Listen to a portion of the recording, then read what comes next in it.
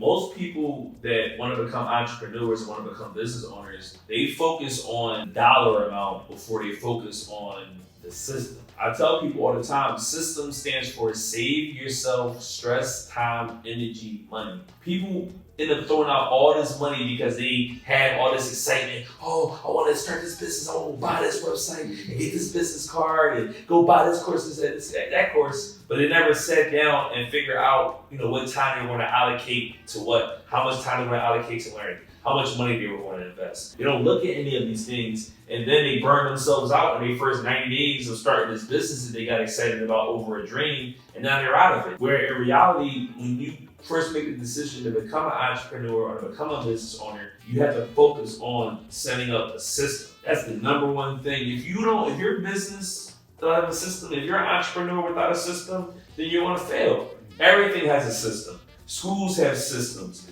The traffic have a system. Computers have a system. Everything has a system because systems make everything function easier.